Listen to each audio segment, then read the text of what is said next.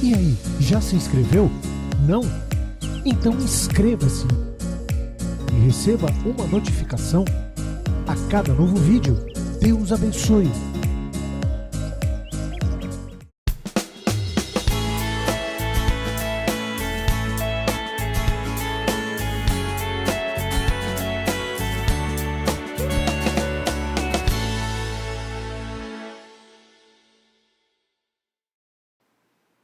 Abra sua Bíblia no livro de Apocalipse, capítulo 1. Apocalipse, capítulo 1. Nós vamos meditar a partir do versículo 1. Vamos lá. Nós temos falado nos últimos dias, e Deus tem nos trazido mensagens muito importantes, trazendo a sua igreja ao primeiro amor, resgatando o primeiro amor da igreja. Nós vamos meditar, eu tenho algo que eu vou ler aqui daqui a pouco, mas deixa eu ler aqui Apocalipse 1, primeiramente. Revelação de Jesus Cristo, que Deus lhe deu para mostrar aos seus servos o que em breve, diga comigo, há de acontecer. Ele enviou o seu anjo para torná-la conhecida ao seu servo João, que dá testemunho de tudo o que viu, isto é, a palavra de Deus e o testemunho de Jesus Cristo. Feliz é aquele que lê as palavras desta profecia. Diga comigo, e felizes aqueles que ouvem e guardam o que nela está escrito. Ouvem e guardam, ouvem e guardam, ouvem e guardam. É muito comum nós participarmos de uma reunião e tentar absorver aquilo que mais vem de encontro à nossa necessidade, aquilo que mais supra as nossas necessidades momentâneas. Mas nós precisamos estar atentos, porque, primeiro, nós precisamos receber a palavra para ser aquilo que Deus espera que nós sejamos, nos tornamos. Ser. E se somos, é tudo mais fácil. Não há dificuldade em praticar, em ouvir, em guardar a palavra. Até porque nós precisamos muito cuidado, porque ainda na sexta-feira eu trouxe novamente a reflexão de Lucas 8, que deixa claro que somente 25% retém a palavra. Então, vou repetir, 25% são aqueles que ouvem e conseguem reter. Na sexta-feira eu estava mostrando que os problemas espirituais que muitos, que é mais natural a gente, dentro da nossa rotina, acreditar que são os problemas espirituais, na verdade algo, quando eu digo espiritual, voltado para o mal, né? É algo que nós devemos ter uma atenção muito forte com aquilo que tem acontecido conosco. Porque na sexta-feira eu estava mostrando que de 100% que ouve a palavra, 100% que ouve a palavra, de 100% que ouve a palavra, 25% o diabo tira a palavra do coração. Então não creem e, consequentemente, não são salvos. E quando nós falamos não creem, não são salvos, quando nós falamos de salvação, nós não estamos falando simplesmente de salvação de alma, nós estamos falando do que compõe todos os benefícios da salvação. Entende? Então, o que é o que são os benefícios da salvação? Então, é a cura, é a prosperidade, é tudo que envolve a salvação. Então, começa aqui. Reinos começam aqui, certo? Reino dos céus e reino... O princípio de dores, de sofrimento também começa aqui, só posteriormente isso se estabelece definitivamente após. Então, diga comigo, 25% do diabo tira a palavra do coração. Diga comigo, 25% se desvia no tempo da tentação. Diga comigo, porque não tem raiz, não cria raiz, não tem raiz, a palavra não está enraizada no coração dele. Então, no tempo da tentação, é muito fácil, é o que eu disse, né? Por que precisamos criar raiz? Porque eu pego qualquer uma dessas plantas que estão aqui, eu puxo ou eu arranco elas. Concorda comigo? Sim ou não? Qualquer um, eu vou naquele vaso ali, por maior que seja, eu arranco ela. Se eu chegar ali e pegar no canteiro ali uma planta, um ramo novo, eu vou lá, com uma mão eu arranco facilmente ele. Mas eu quero ver e ali arrancar aquela árvore que está ali no estacionamento. Vai lá, abraça ela nos 10 lá e vê o que faz. Nem balançar ela vai balançar. É verdade ou não é? Então, 25% não tem raiz. Isso aí é responsabilidade de cada um, tá? Isso aí cabe a cada um entender a palavra e trazer para... mas se 25% não cria raiz, então eu estou falando, você vai ser quem você quiser na Bíblia. Quem você escolher ser. Você tem o livre-arbítrio. Tá? Cada um de nós temos o livre-arbítrio. Nós precisamos parar de terceirizar responsabilidades. E ser autorresponsáveis, assumir as nossas responsabilidades. Sempre a gente transfere a responsabilidade para alguém. Porque eu não sou, porque eu não fiz, porque eu não busquei, porque eu não obedeci, porque eu não sei, por causa do fulano, por causa do beltrano, por causa do ciclano, por causa do não sei o quê, não sei o quê, não sei o quê. Tem que parar com isso, porque nós somos, cada um de nós, aliás, todos nós, recebemos de Deus o livre-arbítrio, a liberdade de escolha, para escolher o que quisermos fazer, o que seremos, como seremos, que tipo de vida teremos. Ponto e acabou. Amém? Então, não podemos terceirizar responsabilidades. Nós somos responsáveis pela nossa vida, nós somos responsáveis por onde chegamos, nós somos responsáveis por onde vamos chegar. Por onde vamos chegar. Então, vamos voltar. Diga comigo, 25% o diabo tira? 25% se desvia no tempo da tentação? Porque não tem raiz... Então, na verdade, os dois não têm raiz. 25% se desviam com as, diga comigo, preocupações. Diga comigo, riquezas. Diga comigo, prazeres desta vida. Mas essas três coisas. E não dão fruto. E não dão fruto com perseverança. Então, e 25% são que ouve e retém. Por que eu estou falando sobre isso? Porque nós estamos falando aqui, ouve e guardam. Amém? Então, eu quero que você sempre carregue isso com você. De 100% daqueles que ouvem, 25% é o que vai reter. Aí você vai decidir aonde você vai estar.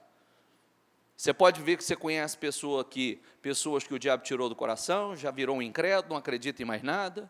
Você conhece pessoa que já deu testemunho, lindo, maravilhoso, conta, fala, ri, chegou uma tentação, uma luta nova, uma situação nova, foi por água abaixo, não tinha raiz, nunca se tornou árvore, sempre foi broto. Nunca se tornou árvore, sempre foi brotinho. Por isso que é importante a questão de criar raiz. E 25% são aqueles que são as preocupações. Preocupações impedem que uma pessoa dê fruto? Sim. Riquezas impede? Sim. E se preocupar somente com os prazeres dessa vida? Sim. Tudo isso. Somente 25% vai reter. Mas esse eu só estou trazendo porque isso nós trabalhamos, porque é muito fácil a gente ficar aí, eu devo estar sob o efeito de inveja, eu devo estar sob o efeito de olho gordo, eu devo estar sob o efeito de um trabalho, de alguma coisa, mas eu posso estar sob o efeito de uma fé sem raiz?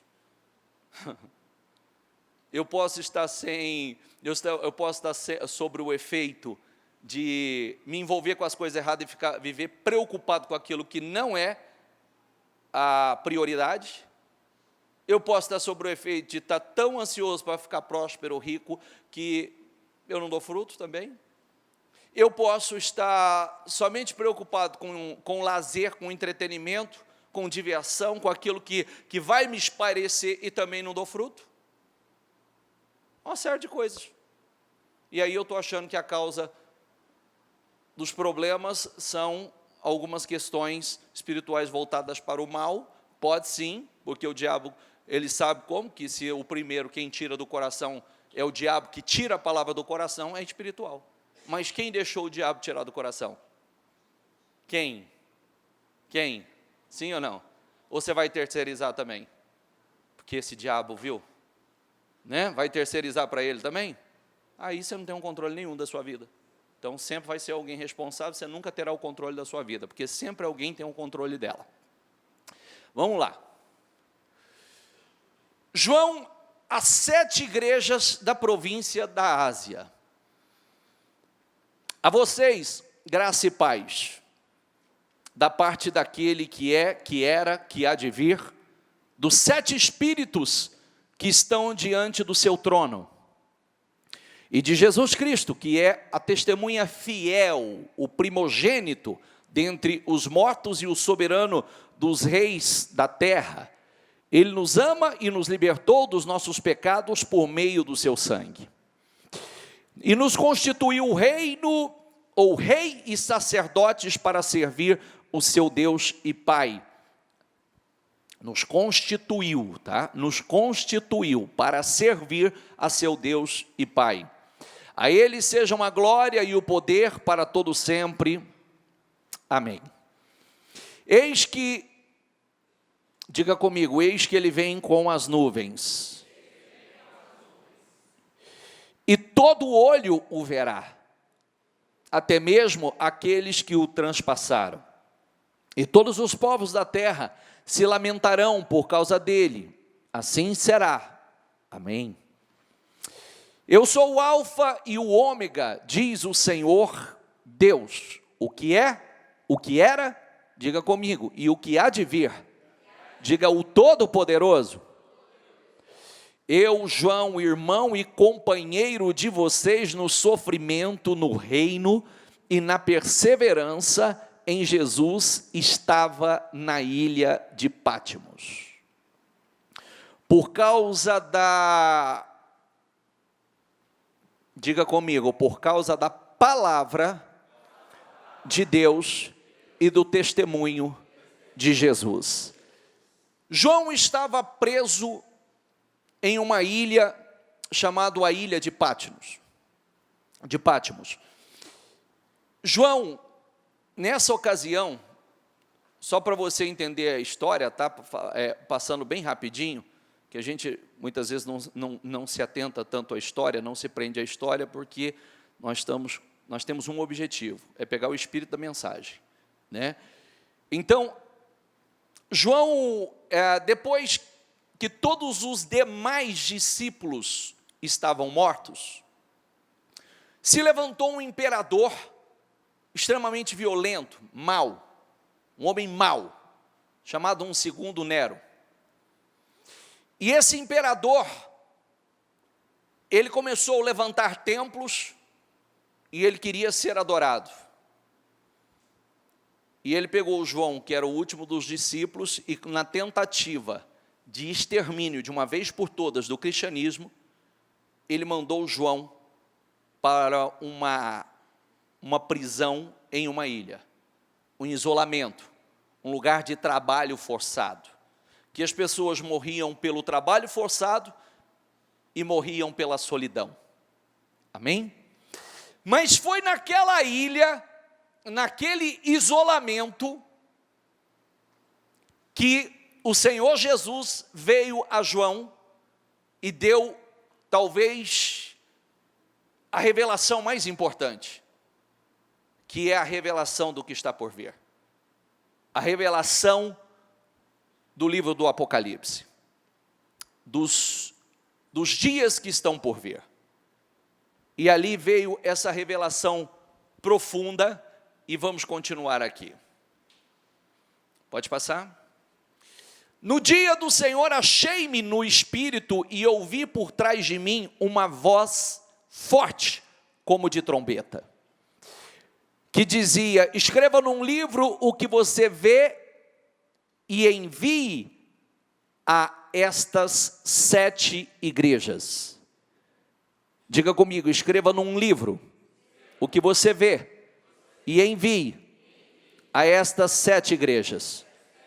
Éfeso, diga comigo, Esmirna, Pérgamo, Tiatira, Sardes, Filadélfia e Laodiceia.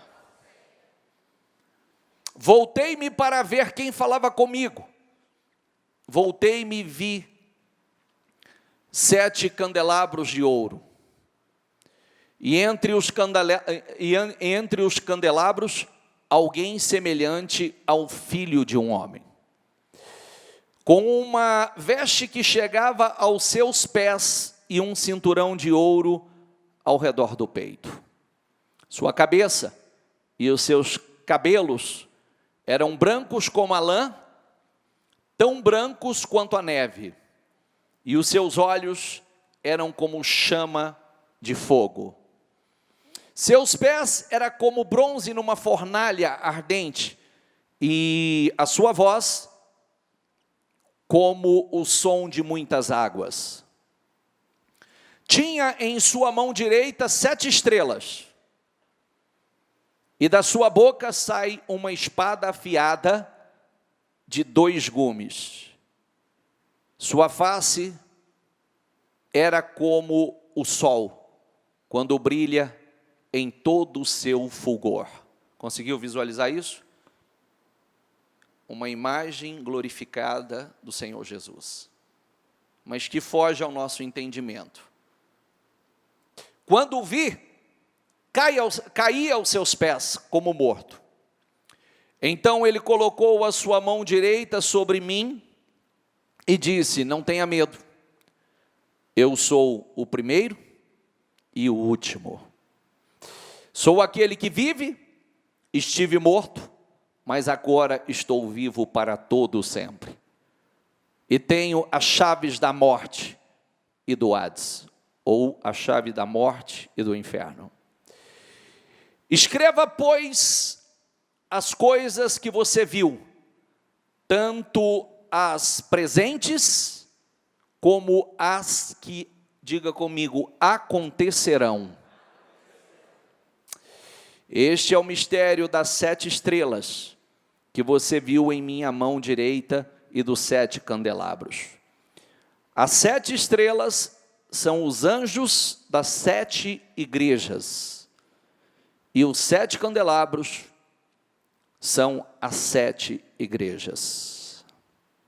Pode passar. Quando eu teria que ler, são 7 igrejas que representam o povo de Deus hoje. Cada um de nós somos igrejas do Senhor, amém? Nós somos igreja no sentido templo, né? Mas nós somos templo também do Espírito. Nós somos templo do Espírito. Cada um de nós, você é igreja do Senhor. Nós somos igreja coletiva e nós somos igreja individual. Eu sou a igreja do Senhor, você é a igreja do Senhor.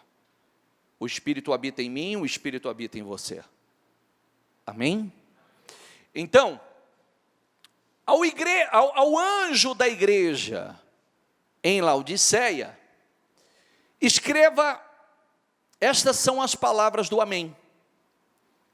A testemunha fiel e verdadeira, o soberano da criação.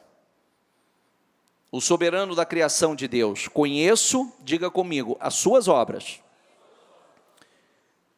Sei que você, diga comigo, não é frio, nem quente. Melhor seria que fosse frio ou quente. Assim, porque você, diga comigo, é morno, não é frio e nem quente, estou a ponto, diga comigo, de vomitá-lo da minha boca. Você diz, estou rico, adquiri riquezas, não preciso de nada. Não reconhece, porém, que é miserável, digno de compaixão, pobre, cego e que está nu? Dou-lhe este conselho, diga comigo, compre de mim ouro refinado no fogo, e você se tornará rico. Compre roupas brancas, e vista-se, para cobrir a sua vergonhosa nudez, e compre colírio para ungir os seus olhos, e poder enxergar. Porque nós vamos meditar nesta igreja, e as demais não, porque esta igreja, todas as demais igrejas, vieram advertências no sentido, havia sempre ali uma corrupção espiritual, moral. O Senhor foi fazendo advertências uma por uma das igrejas. Eu tenho até aqui algumas observações, coloca por favor aqui e deixa passar, pode passando, por favor. Laodiceia era a igreja mais rica da Ásia, era a que fazia a melhor avaliação, diga comigo, de si mesma. Era a melhor, a que fazia a melhor avaliação de si mesma. Ou, poderíamos dizer, ela fazia a melhor avaliação de si mesma, mas era também a que mais tinha uma imagem distorcida de si mesma. Ok? Uma imagem distorcida de si mesma. Pode ir passando. Era uma igreja que não enfrentava os problemas que as demais igrejas da Ásia enfrentavam. A igreja de Éfeso enfrentava uma grande pressão dos falsos apóstolos, dos falsos mestres, das doutrinas perigosas dos nicolaítas. A igreja de Esmirna enfrentava grande pobreza material. A igreja de Pérgamo enfrentava uma grande perseguição política, a ponto de seu líder Antipas ter sido queimado vivo dentro de um boi de bronze incandescido. A igreja de Tiatira enfrentava o perigo das heresias que tentava entrar e minar a igreja com a falsa profetisa Jezabel, induzindo o povo à prostituição. A igreja de Sardes era uma igreja muito conhecida como a igreja viva, e Jesus olha para aquela igreja e diz: você está morta, porque o povo está vivendo uma vida de imoralidade, contaminando as suas vestiduras. A igreja de Laodiceia é que tem a melhor avaliação de si mesma. Diga comigo, parece perfeita, mas foi a igreja que recebeu a mais pesada das cartas. Foi a igreja que recebeu a mais pesada das cartas. E aí você vai entender o porquê. Porque cada um, na condição de igreja, quando volta lá, por favor, volta lá. Conheça as suas obras. Diga comigo, sei que você não é frio, e nem quente. Diga, melhor seria que você fosse frio ou quente. Por que o Senhor fala sobre isso? Porque nós vamos entender por que cada uma das colocações que o Senhor fez tem tudo a ver com o lugar e com a influência que eles sofreram e não influenciaram. Eles deveriam ser a influência, mas eles foram influenciados. Foram influenciados pelo meio, pelo ambiente. E como igreja, deveria influenciar e não ser influenciado. Diga comigo, como igreja, eu devo influenciar e não ser influenciado. Então, a igreja de Laodiceia, ela ficava entre duas outras cidades, províncias. As províncias ao redor, uma era banhada por rios, por águas, fontes de águas quentes, que eram inclusive locais turísticos, outra por lugares extremamente gelados. E ela, Laodiceia, que recebia a sua água e era por aqueduto, a água chegava ali, nem quente nem fria, chegava morna. Ok? Mornidão, nem quente nem frio, espiritualmente. Espiritualmente, o cristão, ele não tem condições, não tem como ser frio. Um cristão batizado, um conhecedor da palavra, ele não tem como ser frio. Ou ele será quente, ou ele será morno. O meio do caminho não serve. Ou quente ou frio. Morno, olha o que diz. Passa. Assim, porque você é morno, diga comigo, não é frio, nem quente, estou a ponto de vomitá-lo da minha boca. Você diz, estou rico, adquiri riquezas, não preciso de nada. Não reconhece, porém, que é miserável, digno de compaixão, diga comigo, pobre, cego e que está nu?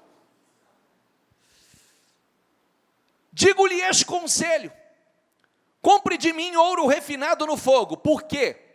O Senhor usou esses termos. Porque aquela região era uma região extremamente rica. Rica. E eles se tornaram, a própria igreja era uma igreja rica, mas uma igreja infrutífera. Ricos, porém nenhum fruto. Ricos, porém não influenciava. Foram influenciados pelo meio, pelo ambiente em que viviam. Compre de mim ouro refinado no fogo. Diga comigo, e você se tornará rico. Diga comigo, compre roupas brancas. Era um grande centro têxtil. A região era um grande centro têxtil. Extremamente próspera nessa área. E por isso o Senhor disse, aconselho que compres de mim roupas brancas, porque essas que vocês têm aí, as que vocês compram aí, e na época, essas roupas e roupas finas, eram absurdos, caríssimas. Roupas brancas e vista-se, diga comigo, para cobrir sua vergonhosa nudez. Compre de mim colírio para ungir os seus olhos, para poder enxergar. Também o lugar era conhecido como um lugar em que a medicina, e principalmente voltado para essa área, oftalmologia, né? Como é que fala? Isso, oftalmo, né? Oftalmo. Voltado para essa área, estava em pleno desenvolvimento. Então era natural que as pessoas estivessem colocando toda a sua confiança e totalmente influenciadas, vivendo uma fé 100% natural. Uma fé que não contagiava, e sim que foram contagiados, influenciados pelo meio que estava. E aí, vamos lá, passa por favor. Diga comigo: repreendo e disciplino aquele que eu amo. Por isso, seja diligente e arrependa-se. Diga comigo: eis que estou à porta e bato. Olha que coisa, eles tinham uma imagem deles, de muito abençoados, uma imagem de um povo especial, sou rico, de nada tenho falta. Eles tinham uma imagem, sabiam, né, se apresentar muito bem, e se achavam muito de Deus, quando na verdade Deus estava por lá de fora e eles nem tinham sentido isso. Eis que estou à porta e bato. O Senhor nem tinha nem entrado, estava lá de fora. E não haviam nem percebido. Estavam tão envolvidos com aquela vida, tão envolvidos com aquela prosperidade, tão envolvidos com aquela rotina, tão envolvidos e influenciados por aquele ambiente, que eles nem perceberam que o Senhor estava do lado de fora. Não estava do lado de dentro. Eis que estou à porta e bato. Diga comigo: se alguém ouvir a minha voz e abrir a porta, entrarei e cearei com ele e ele comigo. Isso é muito sério, porque cada um de nós somos igrejas do Senhor. Somos igreja coletivamente e somos igreja individualmente.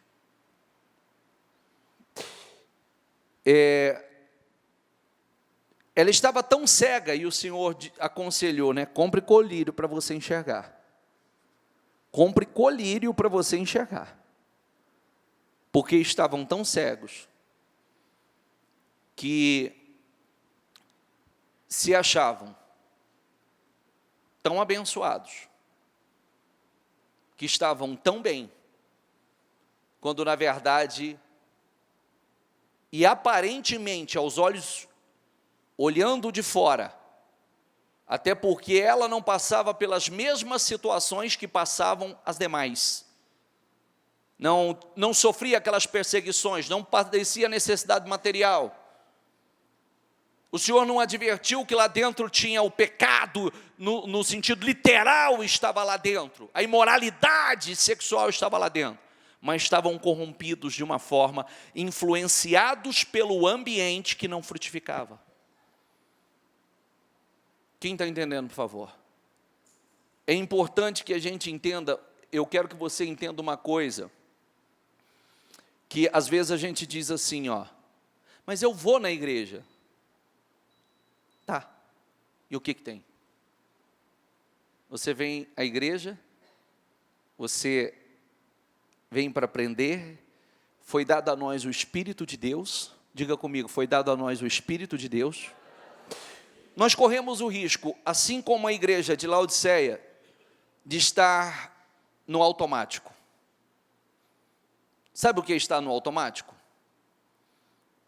Eu me identifico como cristão, eu tenho uma rotina, aparentemente uma boa rotina cristã, que eu venho à igreja, eu trabalho, eu faço as minhas coisas, eu estou próspero, eu estou abençoado, tem coisas bacanas acontecendo na minha vida, né? Eu sou visto de fora de uma forma,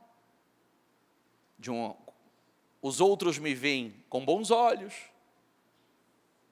mas o mais importante era como Deus estava vendo. Está entendendo o que eu quero dizer? E aí é que entra a nossa realidade. Aí é que entra a história verdadeira, a realidade. O quanto temos sede de Deus. O quanto temos sede da presença de Deus. O quanto temos sede do Espírito Santo. O quanto nós realmente o adoramos. Nós o buscamos. O quanto sentimos pelas coisas que Deus sente. O quanto eu tenho desejo de orar, de jejuar, de meditar. O quanto meu coração ama verdadeiramente o Senhor. E não vivendo uma fé no automático. Porque nós podemos cometer o erro de estar envolvidos numa rotina que é mais ou menos assim: eu vou tirar você e vou colocar eu, tá? Só para você entender. Eu tiro você e me coloco. Eu posso estar aqui no altar fazendo a obra de Deus, pregando, falando, ensinando, evangelizando, fazendo a obra, quando na verdade eu já entrei no automático, eu faço naturalmente, mas a minha comunhão pessoal com Deus, a minha necessidade, a minha fome de separar momentos eu com Deus, não é aquilo que nós fazemos em público, é aquilo que nós fazemos na nossa privacidade, na nossa intimidade. Sabe aquela coisa que agora não tem ninguém me vendo, sou eu e Deus? O quanto eu tenho sede, comunhão com Deus, sinto a necessidade da presença de Deus, e automaticamente quando nós vivemos isso, nós influenciamos o meio em que estamos e não somos influenciados por ele. Porque existe uma comunhão pessoal, existe uma intimidade pessoal com Deus, particular com Deus. Então nós podemos correr o risco de estar envolvidos até mesmo com as coisas de Deus sem estar com Deus. Entende o que eu quero dizer? Com as coisas de Deus, mas não estou com Deus. Eu posso até fazer, tem muita gente engajada em boas obras, boas causas, mas não quer dizer que ele esteja em Deus. Aí, observe que o Senhor está dizendo isso à sua igreja, ao anjo da igreja, e fazendo uma advertência pesadíssima. A mais pesada das cartas foi aquela igreja que aparentemente era a que estava mais abençoada. A mais pesada, porque ela não frutificava, ela não influenciava, ela já havia sido influenciada pelo ambiente. Ela já estava no mesmo clima do ambiente. Como a cidade era uma cidade muito rica, então havia muitos ricos. Como a cidade era uma cidade a área têxtil era extremamente próspera, todo mundo envolvido com aquilo, com aquela rotina, a medicina avançada, todo mundo, e o Senhor foi pegando ponto por ponto. Você não é quente e você não é frio. Tomara que fosse quente ou frio. Como és morno, eu estou a ponto de vomitá-lo da minha boca. Você me causa náusea, você está me causando mal-estar. E isso nós devemos parar com muita lucidez. Com muita lucidez e fazer uma reflexão profundíssima. Porque ontem eu ainda falava isso para uma pessoa. Eu dizia, cuidado, porque você corre o risco de estar na igreja e participa, frequenta, coopera, e no final de tudo, você perdeu o seu tempo. Você perdeu o seu tempo. Só existe uma coisa que realmente nos traz uma segurança. É estar realmente vivendo a palavra. É a única coisa que nos traz uma segurança. É a única coisa que verdadeiramente nós deveríamos todos os dias parar e fazer uma análise, questionar os seus sentimentos, os seus pensamentos, a sua conduta, todos os dias. Todos os dias. Porque nós vimos aqui que não importa quanto dinheiro você esteja, ou você tenha na sua conta, ou quanto de riqueza você tenha. A riqueza não é sinônimo que você tenha a aprovação de Deus. Não importa o quanto as pessoas de fora acreditem que você é abençoado. Deus precisa olhar para você e se agradar realmente do seu interior, da sua comunhão pessoal com Ele. Nós não estamos falando de imagem, nós estamos falando de interior. Está entendendo o que eu quero dizer? Nós não estamos falando de imagem, nós estamos falando de interior, de ser, verdadeiramente. Nós estamos falando de... Comecei a introdução dizendo, nós estamos falando de realmente a fé, a palavra está enraizada, da qual nós vivemos ela de forma natural. Nós praticamos ela de forma natural. Nós influenciamos de forma natural. Nós influenciamos e não somos influenciados. Porque, volta lá, por favor, volta ao primeiro. Diga comigo, conheça as suas obras. Deus sabe tudo. Deus sabe tudo. Eu, nos meus anos de fé, eu aprendi nunca a questionar a Deus. Sabia disso ou não? Nos meus anos de fé, eu aprendi a jamais questionar a Deus acerca, porque às vezes você olha a vida de alguma pessoa, de algumas pessoas, e você, talvez até você, ao olhar aquela pessoa, você fala assim, mas meu Deus, por que o Senhor não muda, né? Por que o Senhor não abençoa? Por que o Senhor não... E a verdade é que Deus está olhando a intimidade, Deus está olhando o interior, Deus está olhando a privacidade, Deus sabe o que está dentro. Deus sabe o que está no coração. E sem essa questão assim que esse discurso que a gente sempre faz bonito para nós, né? Sempre. Ai, Deus conhece o meu coração. E as nossas obras? Ele também conhece. Porque lembre-se que nós seremos justificados não por coração, mas sim pelas nossas obras. Não é simplesmente, porque o que está dentro de nós vai refletir fora. A fé sem obras, ela é morta. A fé que não é acompanhada de obras, ela é morta. Eu posso até dizer que eu amo demais. Deus é tudo para mim. Quando no meu dia a dia, é como se, na verdade, é como se Ele não existisse. A gente lembra Ele no sentido de um provedor de bênçãos. É verdade ou não é?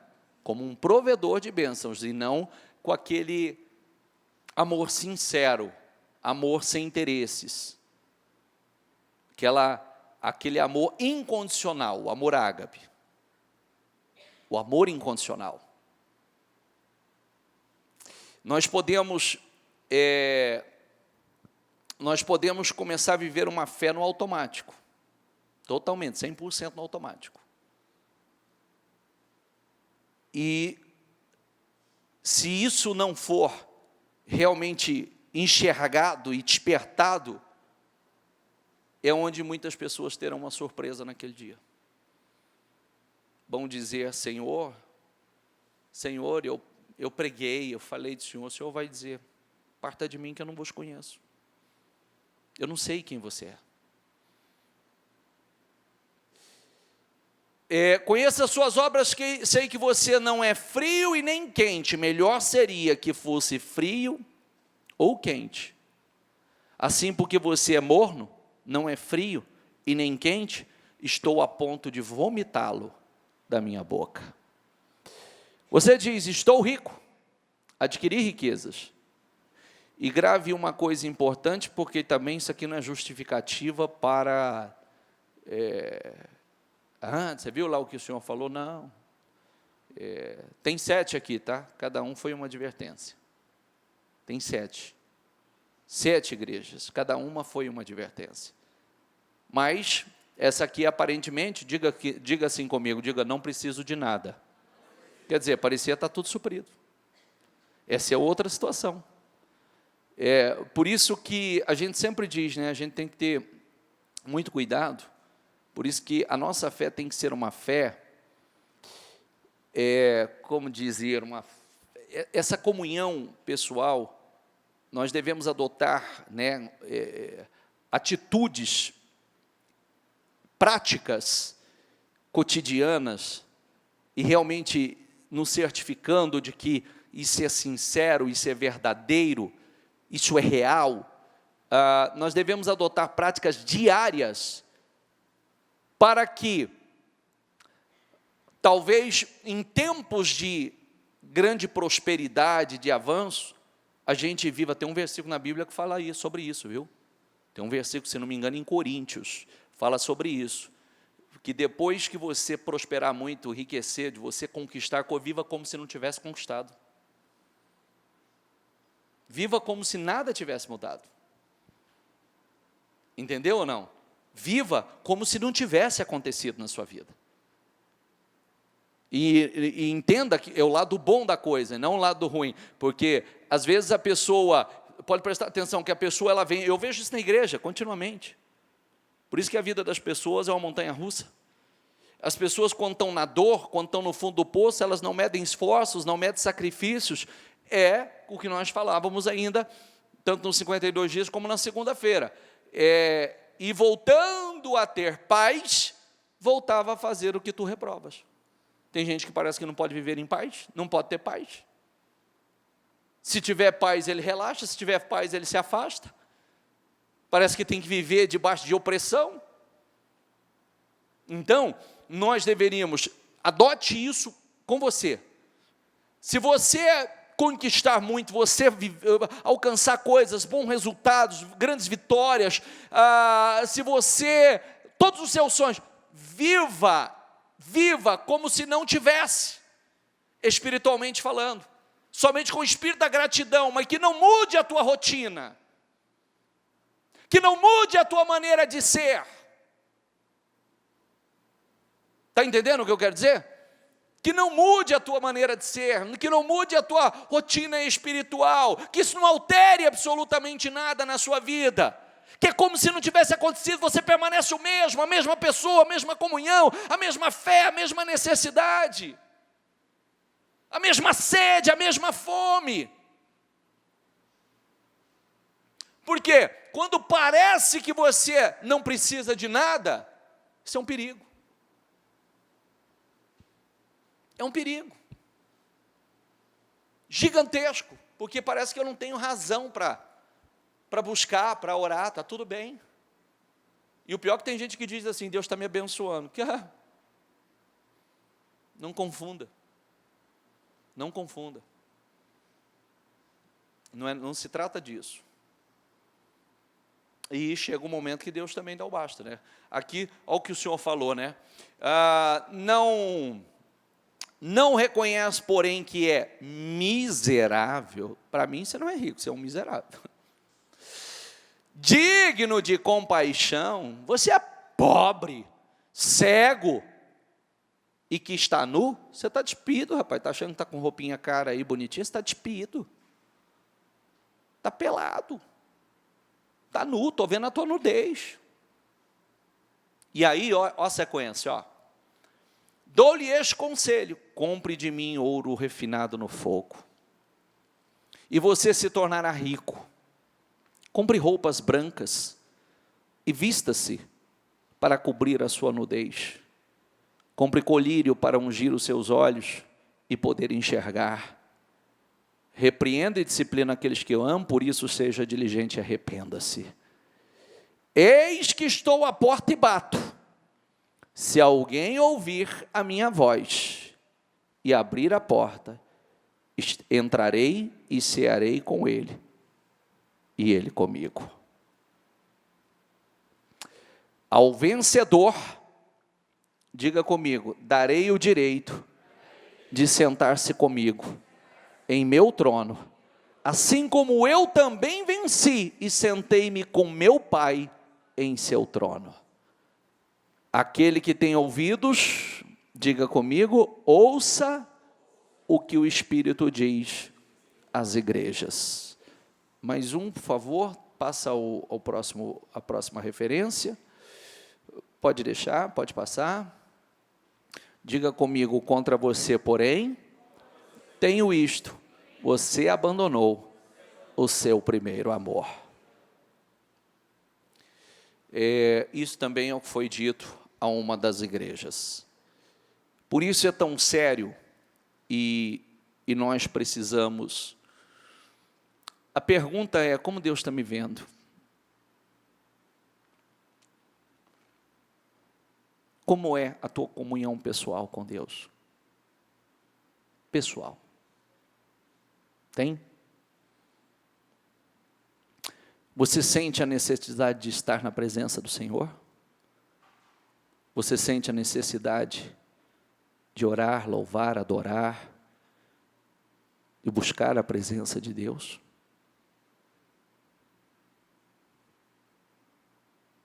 O quanto tem? O quanto você está influenciando ou foi influenciado pelo ambiente que você vive, pelo meio que você está?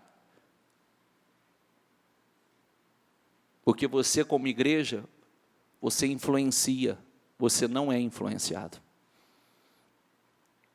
Nós, como igreja, nós influenciamos e não somos influenciados, não somos produto do meio. A maior influência que sofremos é a influência de Cristo, da palavra. Essa é a maior influência que sofremos. E por que é tão importante nós levarmos a sério tudo isso? Porque, bispo, eu gostaria de ouvir uma palavra de vitória. Essa é uma palavra de vitória.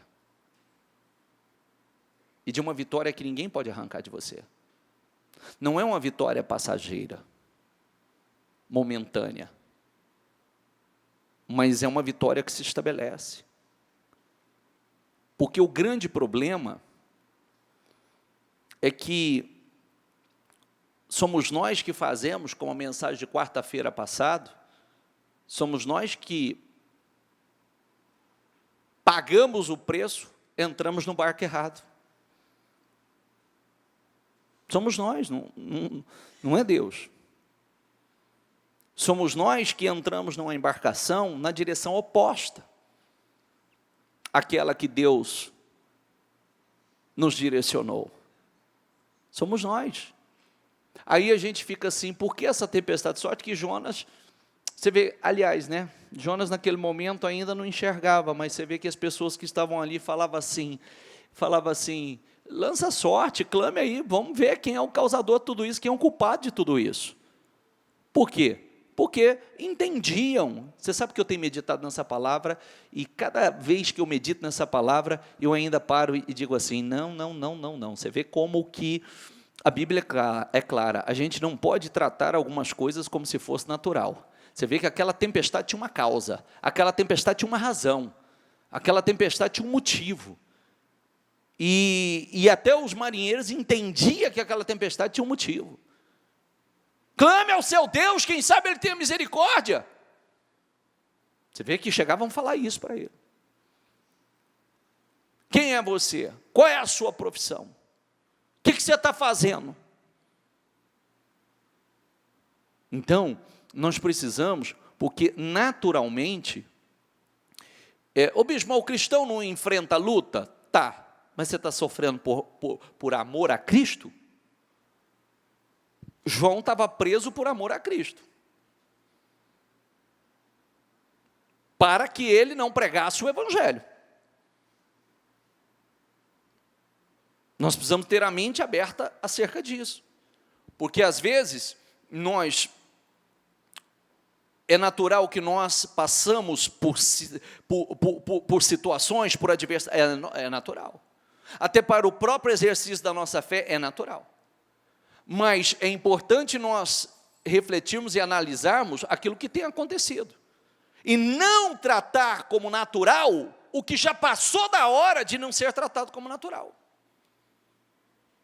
Comum pode ser, mas está todo mundo, tá bom, é comum, mas não é normal. A gente tem que aprender a separar também aquilo que a gente às vezes diz assim, mas está todo mundo passando por isso, é comum na vida de muitos. Mas não é normal.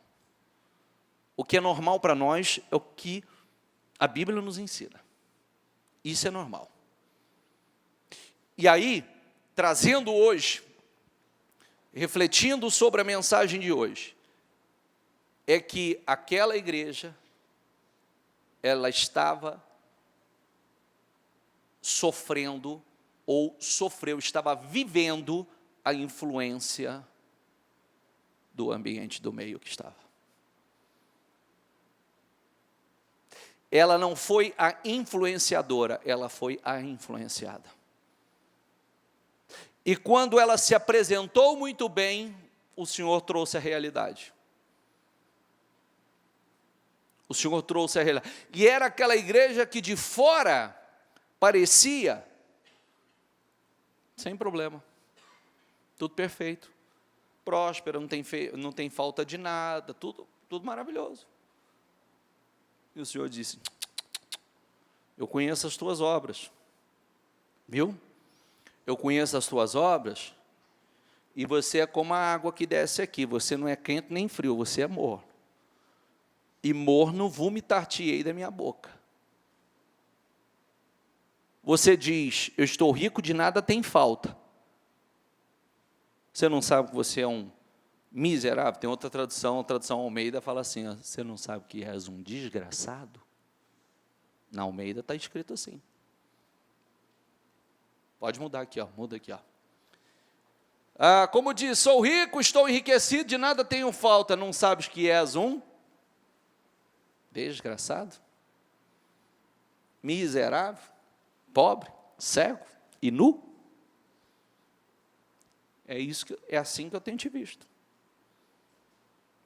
Amém, pessoal? Fique em pé, por favor. Fique em pé. Com seus olhos fechados, o Senhor tem trabalhado conosco profundamente a volta do primeiro amor. Profundamente. Aquele primeiro amor, aquela sede, aquela fome, aquela forma de servi-lo que nada era difícil. Nada era difícil. Hoje, pode ser que muitos já estão no automático. Já no automático. É algo automático. É como acontece na rotina do dia a dia. Levanta cedo, sai para trabalhar, trabalha, volta, almoça, volta para o trabalho, almoça, janta, volta para casa, vai para a academia, vai para... Mas já está no automático. E Deus não quer nada no automático. Deus quer o primeiro amor. Deus quer sentimentos sinceros,